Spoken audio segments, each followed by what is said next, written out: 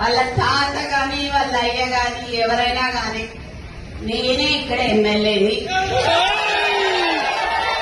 ఆమెకు అర్హత లేదు, మా పార్టీకి సంబంధం లేదు. మా ముఖ్యమంత్రి అనే అర్హత కూడా కాలి గోటికి కూడా సమానం రాదు. ఈరోజు నేను అందరి సమక్షంలో చెప్తున్నాను, అయ్యా రేవంత్ రెడ్డి, నువ్వు గాని రేవూరు ప్రకాష్ రెడ్డి గాని వాళ్ళ తాత గాని వాళ్ళ అయ్య గాని ఎవరైనా గాని నేనే ఇక్కడ ఎమ్మెల్యేని. ఖచ్చితంగా నేనే నిల్చుంటా, నేనే గెలుస్తా. అర్థమైందా? ఈ సందర్భంగా నేను నీకు ఇక్కడ నుంచే చెప్తున్నా, నువ్వు ఇప్పుడు రాజీనామా చేయమని చెప్పు. ఇప్పుడు ఇద్దరం నిల్చుందాము, ఎవరు గెలుస్తారో చూద్దాము.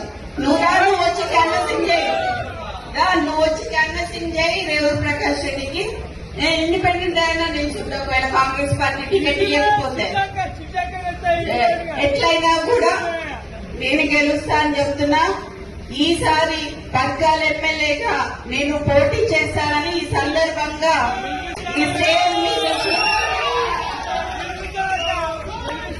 ఈ స్టేజ్ మీద నుంచి నేను మీకు అందరికీ చెప్తున్నా. ఇది గతంలో చెప్పిన, కానీ ఇవాళ నేను ఎందుకు చెప్తున్నా అంటే 2 ఏళ్లుగా గెలిపేయమని చెప్పి అసందర్భంగా మాట్లాడిండు కాబట్టి, అనవసరంగా నన్ను రెచ్చగొట్టిండు కాబట్టి నేను ఇవాళ రావాల్సి వచ్చింది, ఇంకా మాట్లాడాల్సి వచ్చింది. నీ ఇంకా బయటికి తీయాల్సిన చాలుంటే నువ్వు ఇంటెలిజెన్స్ రిపోర్ట్స్ తెప్పించుకొని ఇవాళ అందరు మా లీడర్లు అందరు ఇళ్ల దగ్గర పోలీసులను పెట్టావు. నువ్వు ఇంటెలిజెన్స్ రిపోర్ట్ తెప్పించుకొని ఎందుకంత భయం నీకు? నువ్వు మాట్లాడింది తప్పని నీకు కూడా తెలుసు కాబట్టి. కొండా మురళి మంచోడు కాబట్టి ఇప్పటి వరకు బయట మాట్లాడలేదు. కొండా సురేఖ మంచిది కాబట్టి మాట్లాడలేదు. చిత్తగట్ల కాదు. ఈరోజు నిన్నొచ్చి నెక్స్ట్ ఎలక్షన్ గురించి మాట్లాడినావు కదా. 2 ఎలక్షన్ల తర్వాత రేవూరు ప్రకాష్ రెడ్డిని గెలిపియాలి అని చెప్పినావు. రేవూరు ప్రకాష్ రెడ్డి అంటే పర్కాలకి తెలియదు, పర్కాల్ అంటే రేవూరు ప్రకాష్ రెడ్డికి తెలియదు ఎలక్షన్ల ముందట. అవునా కాదా? ఎవరు వచ్చిండ్రు? కొండా మురళి వచ్చి తిరిగితే రేవూరు ప్రకాష్ రెడ్డి గెలిచిండు. ఈ రోజు 4-5 నియోజకవర్గాలలో తిరిగి ఆ రోజు గెలిపించుకున్న వ్యక్తి, నువ్వు కార్లో కూర్చోబెట్టుకుని తిరిగిన వ్యక్తి ఈ రోజు ఎందుకు గుర్తొస్తలేదు నీకు? అంటే ముఖ్యమంత్రి అయితే కళ్ళు నెత్తికెక్కినాయా అని అడుగుతానా నేను నిన్ను? నాకు భయం లేదు. ఇవాళ పోతే రేపు 2 నాకు. ఎందుకు అనంటే నా బిడ్డ నా కొడుకు ఎవరన్నా చూసుకుంటారు వాళ్ళని. నేను ప్రజల కోసం పనిచేసేదాన్ని, నేను ప్రజల మధ్యలో ఉండేదాన్ని. ఈ రోజు మా నాన్న నాకు అట్లే పెంచిండు, నన్ను భయం లేకుండా పెంచిండు. నేనెవరికి భయపడను, సావుకి భయపడను. కానీ ఈ రోజు చాలా ఈ 2 ఏళ్ల వారికి ఎందుకయ్యా ఇలా రాజీనామా చేయమని చెప్పు.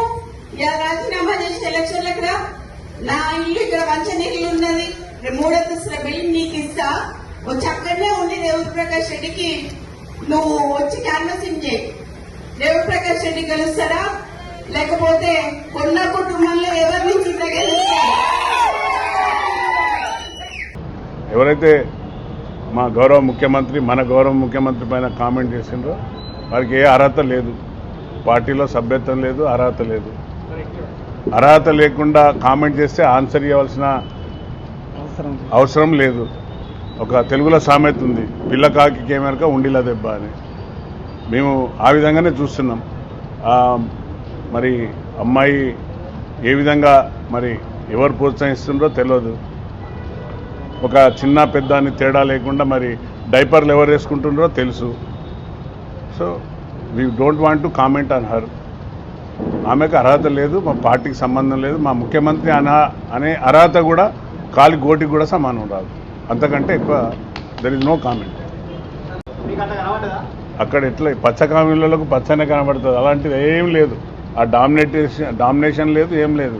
అందరము ఇదొక కుటుంబం లాగా పోతుంది కాంగ్రెస్. ఎవరైతే పడని వాళ్ళు ఉన్నారో వాళ్ళు ఇట్లా కామెంట్ చేస్తున్నారు తప్ప పచ్చ కామెరలు లేవు, పచ్చ చొక్కాలు లేవు.